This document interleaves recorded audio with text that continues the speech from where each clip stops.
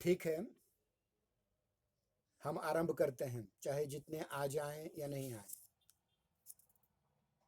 BCom का शायद कोई नहीं आया है, बीए बीएससी ठीक है, कोई बात नहीं। देखिए, कल की तासिका में हमने भाषा शिक्षण से तात्पर्य क्या है इस पर विचार किया था, और आज हम उससे थोड़ा आगे बढ़ने वाले हैं।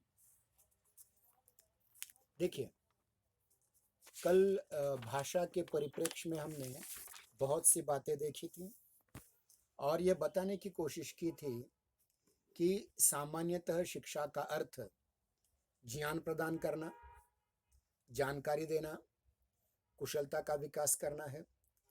परंतु भाषा शिक्षण के संदर्भ में भाषा के सैद्धांतिक ज्ञान का कोई महत्व नहीं है। मतलब जिस प्रकार से अगर आप बॉटनी पढ़ना चाहते हैं तो बॉटनी के नॉमेनक्लेचर से लेकर के इकोनॉमिक इंपॉर्टेंस तक सारी चीजें आपको आनी चाहिए।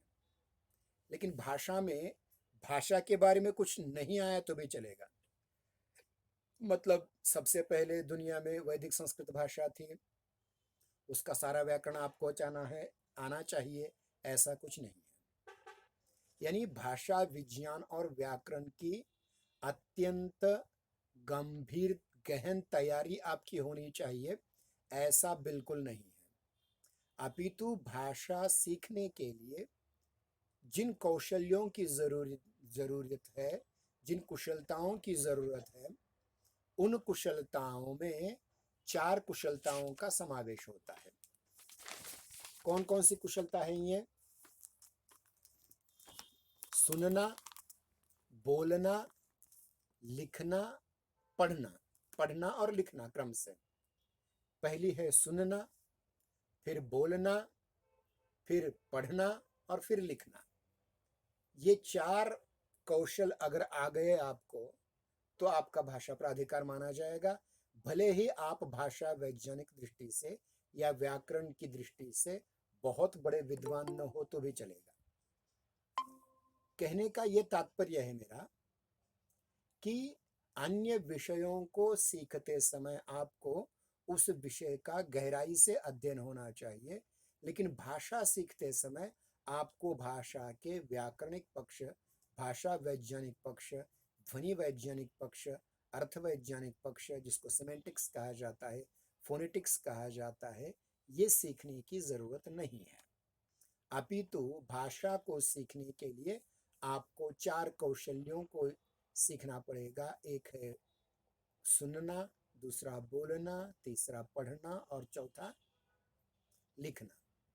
अब देखिए, अगर हम भाषा शिक्षा के बारे में चर्चा करें तो सबसे पहले हमारे सामने एक प्रश्न खड़ा उठता है कि कौन सी भाषा सीखें।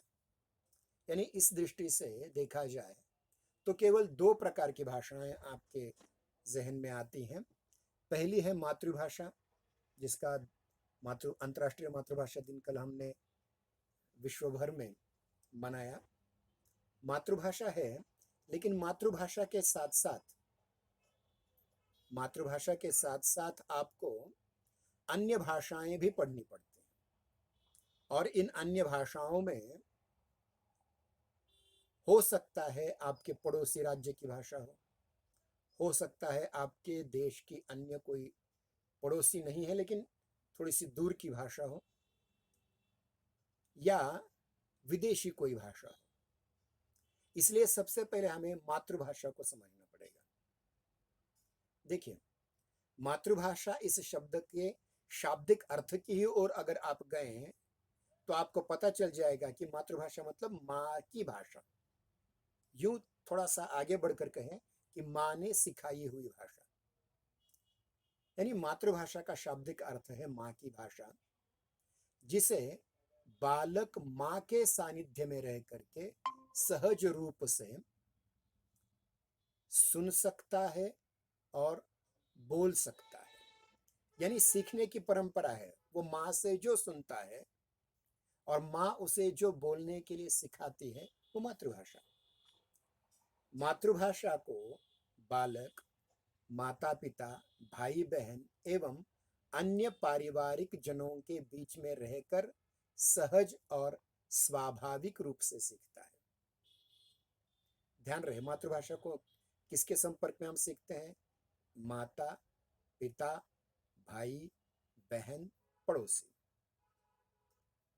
चूंकि बालक सामान्यतः माँ के संपर्क में ज्यादा होता है, क्योंकि ये उसकी जैविक जरूरत होती है, उसकी माँ, क्योंकि माँ उसे अपने गर्भाशय में 9 महीने पाल करके जन्म देती है, उसी का स्तन्य लेकर के वह बड़ा होता है, इसलिए माँ से ज्यादा संपर्क में होता है, चाहे बालक हो चाहे बालिका हो।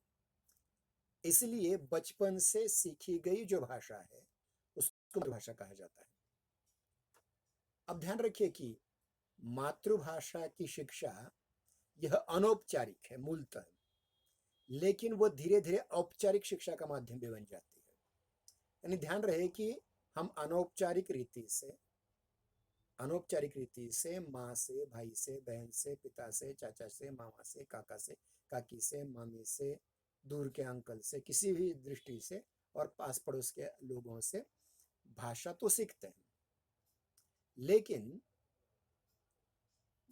जो अनौपचारिक रूप से हम भाषा सीखते हैं वह बोली भाषा होती है, लेकिन उसी मातृभाषा का एक प्रमाण रूप होता है, जिसको हम प्रमाण भाषा कह सकते हैं, या फिर मानक भाषा कह सकते हैं, या फिर अंग्रेजी में स्टैंडर्ड लैंग्वेज कह सकते हैं। मतलब देखिए, हमारी माँ ने जो हमें मराठी सिखाई वह अनौपचारिक रीति से थी, लेकिन जब हम औपचारिक रीति में सीखने आते हैं, बालवाड़ी हो, पहली दूसरी में, तीसरी में हो, चौथी में हो, या आगे चल करके MA PhD तक मराठी सीखते हैं, तो वह औपचारिक शिक्षा का माध्यम बन जाती है। और औपचारिक माध्यम शिक्षा के माध्यम से जो भाषा पढ़ाई जाती है आपको, वो भाषा का मानक रूप होता है, न कि बोली का रूप। यह मानक रूप किसी क्षेत्रीय भाषा का मानक रूप होता है। मतलब जिस प्रकार से देखिए कि अगर हम मराठी की बात करें, तो मराठी में जिस औपचारिक रीति से जिस मानक मराठी या प्रमाण मराठी को हम सीख रहे हैं, वह एक तो पुणे की हो सकती है या उदगीर की हो सकती है।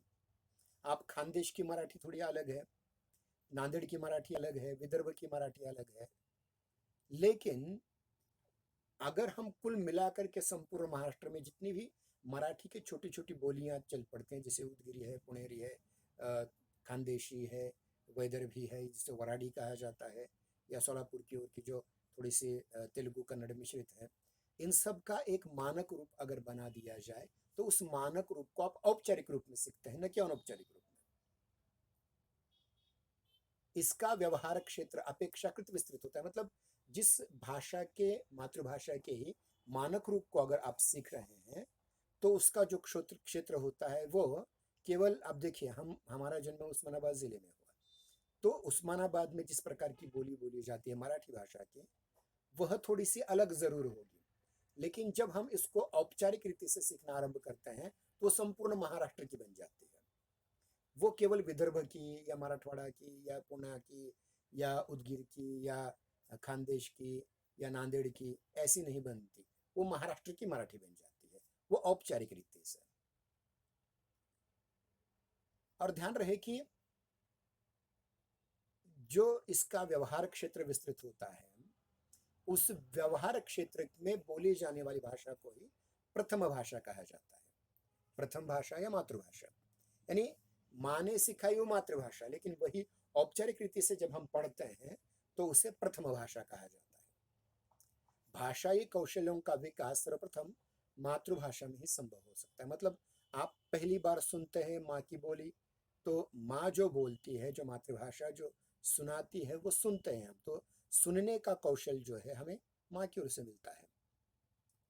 अब ध्यान रखिए कि अगर कोई व्यक्ति मातृभाषा की जगह सीधे विश्व भाषा या किसी अन्य राज्य की भाषा सीखना आरंभ करे बचपन में, यह संभव नहीं होता, क्योंकि जो भाषाई कौशल है सुनने जैसा कौशल्य है, बोलने जैसा कौशल्य है, चाहे वो तुतलाकर क्यों ना हो, ये सारे कौशल्य आपको मिलते हैं आपके बचपन में ही, अन्यत्र नहीं मिल सकते।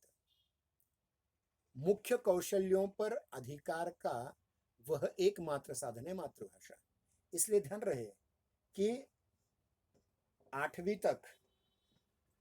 तक मातृभाषा के माध्यम से ही सिखाया जाए, इस प्रकार का प्रावधान इस नई आई हुई शिक्षा नीति में आया है। जो नई शिक्षा नीति आरंभ हो चुकी है गत वर्ष से या इस वर्ष से, तो उसमें प्रावधान किया गया कि 8वीं तक की शिक्षा जो है वो अपनी मातृभाषा के माध्यम से दी जाए।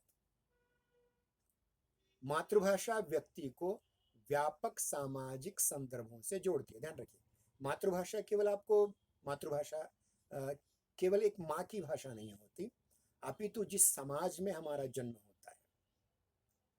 अब समझिए, कोई ब्राह्मण समाज में जन्मा, कोई अन्य मराठा समाज में जन्मा, कोई मुस्लिम समाज में जन्मा, कोई अन्य किसी जाति में जन्मा, तो उस जाति के उस आस पड़ोस के सामाजिक, सांस्कृतिक, आर्थिक संदर्भों की वह मातृभाषा उसमें प्रकट करती है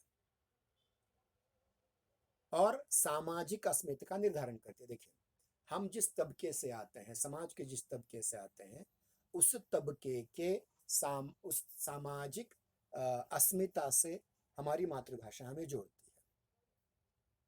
इतना ही नहीं, अगर हम आगे देखें तो उस दृष्टि से मातृभाषा व्यक्ति और समाज की आत्मीय भाषा होती है। मतलब मैं जिस समाज में रह रहा हूँ, उस समाज की भाषा और मेरी भाषा, इन दोनों में, मतलब मेरे समाज को, मेरे जिस भी छोटे मोटे समुदाय में मेरा जन्म हुआ है, उस समुदाय की, उस समाज की और मेरी, इन दोनों की एक सांस्कृतिक धरोहर या सांस्कृतिक माध्यम के रूप में हमें ये प्राप्त होती है।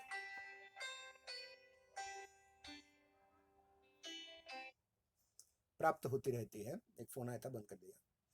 तो देखिए कि उसके बाद अगर हम देखा जाए तो मातृभाषा मातृभाषा का हमारे जीवन से अभिन्न संबंध होता है, क्योंकि हमें नींद में से उठाने के लिए से लेकर के सुलाने तक, मतलब भूपाड़ी से लेकर के सेजारती तक, अगर ऐसा भी कहा जाए, तो छोटे मोटे जितने भी काम होते हैं, खाना है, पीना है, ओढ़ना है, सोना है, रोना है, मार खाना है, सब कुछ है, सब कुछ माँ आपको उसी भाषा में सिखाती है।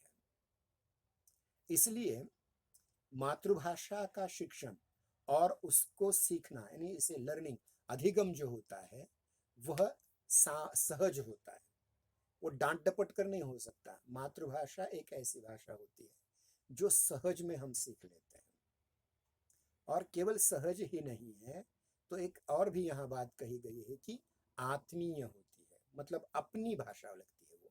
आत्मीय का मतलब है जिससे हम आत्मज होते हैं अपने माता पिता के, वैसे ही जो हम पर संस्कार किए जाते हैं वो भी आत्मीय संस्कार होते हैं, अपनेपन के होते हैं, ममता के होते हैं, ममत्व के होते हैं, स्नेह के होते हैं, प्रेम के होते हैं। मातृभाषा का जीवन से अभिन्न संबंध होने के कारण बालक का पूरा ज्ञान, समस्त जो कुछ वो अधिगम करता है, अधिग्रहित करता है, और जितनी भी संकल्पनाएं हैं, जितनी भी अवधारणाएं लेता है, उन सभी अवधारणाएं उसकी विकसित होती हैं केवल मातृभाषा के माध्यम से। इसलिए शिक्षा तथा ज्ञान विज्ञान से भी जितने भी अलग अलग क्षेत्र हैं, ज्ञान के क्षेत्र हो, विज्ञान के क्षेत्र हो, शिक्षा के क्षेत्र हो, खेलकूद के क्षेत्र हो, जितने भी क्षेत्र हैं, उनकी वांछित जानकारी पाने के लिए सर्वाधिक प्रामाणिक, ईमानदार और सर्वाधिक रिलायबल, जिसे हम कहेंगे, आधिकारिक कहेंगे, विश्वसनीय कहेंगे, ऐसा एकमात्र माध्यम होता है मातृभाषा का। केवल ये माध्यम नहीं, अपितु ये प्रारंभिक साधन है, क्योंकि उसके अलावा हमारे पास कुछ और नहीं होता। और ध्यान रहे, किसी भी बालक के सर्वांगीण विकास में, जो शिक्षा की मुख्य बात है, सर्वांगीण विकास, बहुआयामी विकास में सबसे ज्यादा अगर कोई महत्वपूर्ण माध्यम होता है या महत्वपूर्ण साधन होता है तो वो मातृभाषा होती है। इसलिए शिक्षाविदों ने इस बात पर जोर दिया है कि बालक का बौद्धिक विकास, उसका ज्ञानार्जन, उसके जन्मजात गुणों का प्रस्फुटन, उसकी रचनात्मक शक्ति एवं अभिव्यक्ति कुशलता, यह केवल और केवल मातृभाषा के माध्यम से ही हो सकती है और होनी भी चाहिए। इसलिए इसी तरह शिक्षा का माध्यम भी मातृभाषा होना चाहिए। मतलब हमारी अभिव्यक्ति हो, हमारी अनुभूति हो। यूं कहूं, मैं थोड़ा सा अलग जाकर कहूंगा, लीक से हट करके, कि जिस भाषा में हम सपने देखते हैं वो हमारी मातृभाषा होती है। इसीलिए यह मातृभाषा हमारी शिक्षा का माध्यम भी होना चाहिए। और मातृभाषा शिक्षा पर शिक्षाविद बल भी देते हैं इसीलिए। और अभी मैंने कहा था कि नई शिक्षा नीति के अंतर्गत 8वीं तक, मतलब देखिए कि जिसे हम जूनियर केजी कहते हैं, जूनियर केजी या यूँ कहें आंगनवाड़ी से लेकर के 8वीं तक की जो संपूर्ण ज्ञान है, चाहे वो इतिहास का ज्ञान हो, विज्ञान का ज्ञान हो, भूगोल का ज्ञान हो, या जीव शास्त्र का हो, भौतिक शास्त्र का हो, गणित का हो, ये केवल और केवल मातृभाषा के माध्यम से ही दे, ऐसी सिफारिश श्री कस्तूरी रंगन जी ने की है, जिन्होंने ये नई शिक्षा नीति का ड्राफ्ट बनाया है। और स्पष्ट है कि मातृभाषा की शिक्षा अत्यंत महत्वपूर्ण और अनिवार्य प्रक्रिया है। ये हमने ध्यान रखा कि भाषा शिक्षा के संदर्भ में जिस भाषा को हम सबसे पहले समझ लेते हैं, जान लेते हैं, वो हमारी मातृभाषा रहती है। और जिस मातृभाषा को हमते उसको हम प्रथम भाषा कहते हैं। अगर हम आंकड़ों के आधार पर कहें तो मातृभाषा हमारी प्रथम भाषा होती है और बाकी की द्वितीय भाषाएं होती हैं। जैसे कि आप इस समय हिंदी द्वितीय भाषा सीख रहे हैं, क्योंकि हमारे चाहे बीकॉम का छात्र हो या बीएससी का छात्र हो या बीए का छात्र हो, वह छात्र द्वितीय भाषा के रूप में हिंदी पढ़ रहा है। इसलिए ध्यान रहे कि भाषा शिक्षण और भाषा के संदर्भ में सबसे महत्वपूर्ण बात यह है कि हमें हमारी प्रारंभिक सीखने की जो प्रवृत्ति है वो मातृभाषा के माध्यम से या प्रथम भाषा के माध्यम से आनी चाहिए। अब देखते हैं अन्य भाषा क्या हो सकती है, या जिसको हम द्वितीय भाषा कहते हैं, ये कौन कौन सी हो सकती है। शिक्षा के संदर्भ में हमने कहा कि 2 प्रकार के वर्ग होते हैं भाषा के। वो होता है एक देशीय वर्ग और दूसरा होता है विदेशीय वर्ग। यानी एक हमारे देश से संबंधित जितनी भाषाएं हैं, हमारे संविधान की अनुसूची में जो 22 भाषाएं दी हैं, असमिया, उड़िया, बंगाली, मराठी, पंजाबी, सिंधी, बंगाली, तमिल, तेलुगु, मलयालम, फिर गुजराती, ये सारी भाषाएं जो हैं, संस्कृत वगैरह, ये हमारी एतद देशीय भाषाएं हैं, ये देशी भाषाएं हैं। और विदेशी भाषा कौन सी हमारी? अरबी, फारसी, अंग्रेजी, फ्रेंच, इटालियन, ग्रीक, रोमन, ये सारी भाषाएं जो हैं वो विदेशी भाषाएं हैं। अब देखिए कि इन भाषाओं को भी अन्य और वर्गों में विभाजित किया जा सकता है। हमारी देशी भाषाओं को भी हम 2 वर्गों में विभाजित कर सकते हैं। एक है एक ही परिवार की भाषाएं और दूसरी है अन्य परिवार की भाषाएं। जैसे भारत में अगर देखा जाए व्यापक स्वरूप में तो 2 भाषा परिवार की भाषाएं हम पढ़ते हैं, सुनते हैं, देखते हैं, जिनका अध्ययन करते हैं। तो उन भाषाओं में जो संस्कृतोद्भव भाषाएं हैं उनको हम आर्य परिवार की भाषा कहते हैं, जो उत्तर भारत की लगभग है।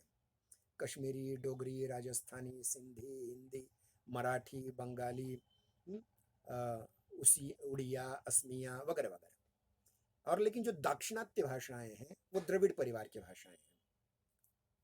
तो ये हमारी ये द्वितीय भाषाएं हैं। अब देखिए उदाहरण के रूप में मैं कहता हूँ कि जो हमारी मातृभाषा मराठी है और या हिंदी है, जो द्वितीय भाषा के रूप में हम हिंदी पढ़ रहे हैं, ये एक ही आर्य परिवार की भाषाएं हैं।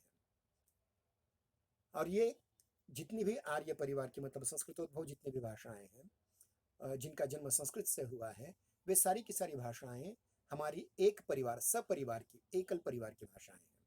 और कन्नड़, तेलुगु, मलयालम, तेलुगु, तमिल, ये सारी भाषाएं हैं विषम स्रोतीय लेकिन देशीय भाषाएं हैं। मतलब मराठी, हिंदी, उड़िया, बंगाली ये समस्रोतीय देशी भाषाएं हैं, और कन्नड़, तमिल, मलयालम और तेलुगु ये भाषाएं विषम स्रोतीय देशी भाषाएं हैं। और अगर इसके आगे जा करके देखें विदेशी भाषाओं में, तो विदेशी भाषाओं में भी आर्य परिवार की बहुत सारी भाषाएं हैं। जैसे ईरान की सारी भाषाएं, जिसको हम फारसी कहते हैं, फारसी जिस भाषा से निकली है वो पहलवी भाषा, पहलवी जिस भाषा से निकली है वो अवेस्ता भाषा, और अवेस्ता निकली है वैदिक संस्कृत भाषा से। मतलब ये एक, इतना ही नहीं, यूरोप की अन्य जितनी भी भाषाएं हैं, यूरोप की अन्य जितनी भाषाएं जैसे अंग्रेजी है, इटालियन है, ग्रीक है, रोमन है, उसके उपरांत देखा जाए तो रूसी भाषा है, जर्मन भाषा है, ये सारी भाषाएं आर्य भाषाएं हैं। तो ये विदेशी है लेकिन समस्रोती है। विदेशी हैं मगर समस्रोतीय हैं। मगर हम थोड़ा सा अन्य भाषाओं के बारे में देखें, चीनी जापानी भाषाओं को देखा जाए तो ये विदेशी और विषम स्रोतीय हैं। मतलब देखिए, मातृभाषा के अलावा जिन अन्य भाषाओं का हम अध्ययन करने की इच्छा रखते हैं, उन अन्य भारत भाषाओं में भी 4 प्रकार के वर्ग होते हैं। एक होते हैं देशीय समस्रोतीय, देशी विषम स्रोतीय, विदेशी समस्रोतीय और विदेशी विषम स्रोतीय। इस प्रकार से 4 अलग-अलग भाग इसके होते हैं। लेकिन अगर हम देखें और थोड़ा सा आगे जाकर के देखें तो मातृभाषा के अलावा यानी प्रथम भाषा के अलावा द्वितीय भाषा के रूप में आप कोई भी भाषा पढ़ सकते हैं।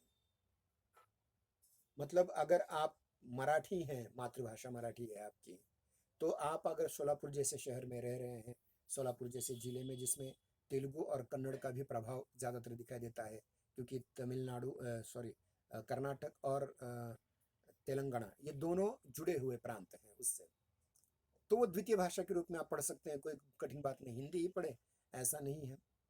तो ये द्वितीय भाषा के रूप में आप समस्रोतीय देशीय, विषम स्रोतीय देशीय, समस्रोतीय विदेशी और विषम स्रोतीय विदेशी किसी भी भाषा को आप द्वितीय भाषा के रूप में ग्रहण कर सकते हैं, सीख सकते हैं। इसलिए हमें ये ज़रूरी है कि भाषा को आप पहले समझने की कोशिश करें। ध्यान रहे। अब देखिए, भाषा क्या है, इस पर हमने बहुत बार विचार किया है, उस पर अब हम नहीं जाएंगे। अभी हम देखने के प्रयास करेंगे कि भाषा शिक्षण की प्रक्रिया क्या है।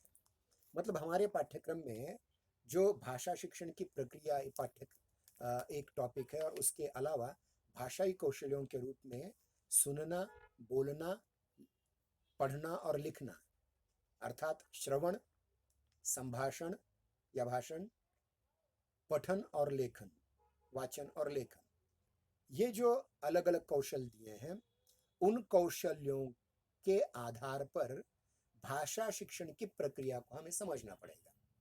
तो क्या है भाषा शिक्षण की प्रक्रिया? भाषा शिक्षण की प्रक्रिया को समझने से पहले हमें इस बात को समझना पड़ेगा कि यह एक निरंतर चलने वाली प्रक्रिया है। मतलब अगर समझिए, मेरी अब आयु लगभग 46 वर्ष की है, और मैंने अगर ये मान लिया कि मुझे मराठी सब कुछ आता है, या जो संस्कृत मैंने बचपन से गुरुकुल में पढ़ी, मुझे संस्कृत का सब कुछ आता है, या फिर मैंने हिंदी पढ़ी बाद में जा करके तो मुझे हिंदी का सब कुछ आता है, तो ये असंभव होता है। दुनिया में कोई भी व्यक्ति किसी भी भाषा का संपूर्ण जानकार कभी भी नहीं हो सकता। ये गर्व की बात हो सकती है, ये अभिमान की बात हो सकती है, ये मूर्खता की बात हो सकती है कि मुझे सारी भाषाएं आती है पूरी। पीवी नरसिंह राव या विनोबा भावे जी, जिनको 18 भाषाएं आती थी, उन्होंने भी कभी इसी बात का दावा नहीं किया कि ये भाषा मुझे संपूर्ण रीति से आती है। इसलिए ध्यान रहे, भाषा की शिक्षा जो है निरंतर चलने वाली प्रक्रिया है, और ये निरंतर केवल चलती ही नहीं है, अपितु ये निरंतर चलने वाली प्रक्रिया होने के साथ साथ स्वोद्देश्य प्रक्रिया है। मतलब अब समझिए, मुझे मुझे कन्नड़ सीखनी है, समझिए, थोड़ी देर के लिए, लेकिन मैं कन्नड़ कितनी सीखूंगा? बोलचाल की कन्नड़ सीखूंगा। मुझे थोड़ी सी उसकी अगर कोई पुस्तक पढ़नी है, उसका अक्षर ज्ञान करना है, इतना ही पढ़ूंगा। मुझे सब कुछ आ जाए ऐसी बात नहीं करूंगा। मेरा इतना उद्देश्य कि मैं उसमें थोड़ी सी पुस्तकें पढ़ सकूं और आपस में बातचीत कर सकूं, इससे बड़ा कोई मेरा उद्देश्य नहीं हो सकता किसी अन्य भाषा को सीखते समय। ध्यान रखिए कि हम विधिवत पाठशालाओं और महाविद्यालयों में औपचारिक शिक्षा के रूप में जिस भाषा का अधिगम करते हैं, जिस भाषा को सीखते हैं, जिस भाषा की लर्निंग करते हैं, उसके उपरांत भी, मतलब स्कूल से निकले, कॉलेज से निकले या पाठशाला और महाविद्यालय से निकले और आपका सीखना बंद हो गया, ऐसा नहीं होता। हो सकता है कि आप अगर बीएससी के हैं तो बीएससी के बाद किन्हीं कारणों से आप केमिस्ट्री जो विषय आप पढ़ रहे हैं वो बंद कर दें, या बॉटनी विषय बंद कर दें, या फिर अगर कॉमर्स के हैं तो अकाउंट विषय बंद कर दें, और अगर आर्ट के हैं तो आप अर्थशास्त्र इत्यादि अन्य विषय बंद कर दें पढ़ने के। ये आप कर सकते हैं, लेकिन भाषा सीखना आपका कभी बंद नहीं हो सकता, क्योंकि भाषा शिक्षण की प्रक्रिया में अधिगम की जो प्रक्रिया है वह निरंतर चलने वाली है। इसीलिए भाषा शिक्षण की प्रक्रिया को समझने से पहले हमने मातृभाषा और अन्य भाषा की अवधारणाओं को समझने की कोशिश की है। क्योंकि मातृभाषा और अन्य भाषा की शिक्षण प्रक्रिया में अंतर आता है। ध्यान रहे, आप मातृभाषा दो पद्धति से सीखते हैं, एक अनौपचारिक और दूसरी औपचारिक। लेकिन आपको अन्य भाषा जो है, आपको द्वितीय भाषा जो है, वह औपचारिक माध्यम से ही सीखनी पड़ती है। फिर से मैं कह रहा हूं, ध्यान रखिए कि मातृभाषा और अन्य भाषा की शिक्षा में सबसे बड़ा अंतर यह है कि आप अपनी मातृभाषा में औपचारिक के साथ साथ अनौपचारिक शिक्षा भी ग्रहण कर सकते हैं, लेकिन अन्य भाषा की पढ़ाई में आपको केवल और केवल औपचारिक रीति से ही पढ़ना पड़ेगा। भाषा शिक्षण में छात्रों को मौखिक और लिखित भाषाई प्रकारों की सिद्धि की क्षमता के लिए उस क्षमता के विकास का प्रधान उद्देश्य होता है। मतलब जो मौखिक है, मतलब मैं जिस भाषा को सीखना चाहता हूँ, सबसे पहले वो भाषा मुझे बोलने आनी चाहिए, क्योंकि सुनने की प्रक्रिया दिखाने की जरूरत नहीं होती, कोई भी सुन सकता है। मतलब अगर मुझे ग्रीक लैंग्वेज नहीं आती, लेकिन कोई ग्रीक लैंग्वेज बोलने वाला आदमी मेरे साथ बोल रहा है, तो मैं वो सुन तो सकता हूँ, समझ नहीं सकता, बात अलग है। लेकिन सुनने की प्रक्रिया पर अपना अधिकार नहीं होता, लेकिन बोलने की प्रक्रिया पर अपना अधिकार होता है। मतलब बोलने का जो मौखिक कौशल है, आप उसे बढ़ा सकते हैं, पढ़ने के कौशल को बढ़ा सकते हैं, लिखने के कौशल को बढ़ा सकते हैं। मतलब सुनने का कौशल तो अपने आप आ जाता है, बोलने का कौशल, पढ़ने का कौशल और लिखने का कौशल, और इन कौशल्यों के आधार पर जितने भी प्रकार ये आगे आपको करने हैं, उन सब की सिद्धि के लिए, उन सब को अचीव करने के लिए, उन सब में माहिर होने के लिए आपको ये मूल उद्देश्य आपका होना चाहिए। इतना ही नहीं, अब देखिए कि जो ये उद्देश्य सामने रख करके, इन क्षमताओं के विकास का उद्देश्य सामने रख करके उसकी प्रणाली को, उस विधि को निर्धारित किया जाता है। वो होती है हमारी शिक्षा पद्धति, वो होती है हमारी शिक्षा, शैक्षिक का प्रकारों की सिद्धि की प्रणाली। ध्यान रहे, शिक्षण और अधिगम की प्रक्रिया एक दूसरे से अभिन्न होते हुए भी थोड़ी बहुत फर्क है। मतलब सीखना, मतलब शिक्षण में आपको शिक्षा दे रहा हूं और आप अधिगम कर रहे हैं। I am teaching and you are learning. Learning और टीचिंग, टीचिंग और लर्निंग, ये जो दोनों प्रक्रियाएं हैं, इन दो प्रक्रिया एक दूसरे से अभिन्न होते हुए भी थोड़ी सी उनमें फर्क आ सकता है। ध्यान रहे, मातृभाषा और अन्य भाषा की अधिगम की प्रक्रिया में भी भेद होता है, उसी आधार पर शिक्षण की प्रक्रिया में भी भेद हो जाता है। अधिगम प्रक्रिया के आधार पर शिक्षा की विधियों का प्रयोग किया जाता है। कौन कौन सी विधि हो सकती है? प्रत्यक्ष शिक्षण, जैसे हमने कल तक आपको तासिका में पढ़ाया। 13 नंबर हॉल में जाकर के कृष्ण फलक के सामने सुधाखंड से कुछ लिख करके आपको पढ़ाते रहे, ये प्रत्यक्ष विधि हुई। लेकिन इस समय हम जो आपसे बात कर रहे हैं, ये अप्रत्यक्ष विधि है। लेकिन अप्रत्यक्ष होते हुए भी बहुत कारगर है, क्योंकि कोरोना जैसे महामारी के अंतर्गत इसी पद्धति ने बहुत सारे छात्रों को बहुत से नए नए ज्ञान के दरवाजे खुले कर दिए हैं। अब देखिए, शिक्षा की जो प्रमुख विधियां हैं, उन विधियों में प्रत्यक्ष विधि, स्वाभाविक विधि, मनोवैज्ञानिक विधि, ध्वनि वैज्ञानिक विधि, वाचन विधि, व्याकरण विधि, संकलन विधि, इकाई विधि, भाषा नियंत्रण विधि, अनुकरणात्मक विधि, अभ्यास सिद्धांत विधि, सजातीय विधि, द्विभाषीय विधि, अनुवाद विधि, व्याकरण अनुवाद विधि इत्यादि अलग अलग है। मतलब क्या है? प्रत्यक्ष, आमने सामने बैठ करके पढ़ना प्रत्यक्ष। स्वाभाविक विधि मतलब हम स्वभावतः नए नए शब्दों को ग्रहण करते जाते हैं, सीखते जाते हैं, प्राकृतिक स्वाभाविक या नैसर्गिक रीति से कर लेते हैं। मनोवैज्ञानिक विधि, अब देखिए मन में, जैसे मैंने इससे पूर्व भी बहुत बार कहा था कि डॉक्टर सिगमंड फ्रायड नाम के बहुत बड़े मनोविश्लेषण तज्ञ ने साइको एनालिटिक थ्योरी के द्वारा ये कहा है कि हमारे मन में हजारों वर्ष के हमारे पीढ़ी दर पीढ़ी के संस्कार हमारे मन में पड़े रहते हैं। उन संस्कारों के आधार पर हम कुछ न कुछ सीखते रहते हैं, खास करके भाषा तो सीखते ही रहते हैं। फिर ध्वनि वैज्ञानिक विधि है। अब ध्वनि विज्ञान जो है, जिसको अंग्रेजी में फोनेटिक्स कहा जाता है, आपने मानेसर से प्रथम वर्ष में पढ़ा होगा कि ए का उच्चारण कैसे करना चाहिए, बी का उच्चारण कैसा करना चाहिए, श का उच्चारण कैसे करना चाहिए, क्ष का उच्चारण कैसे करना चाहिए। तो इस माध्यम से भी आप भाषा सीख सकते हैं। उसके उपरांत की विधि है वह है वाचन विधि। पढ़ते समय एक आध अक्षर कठिन आ रहा हो तो अध्यापकों से पूछो और उस अक्षर का उच्चारण करके देखो।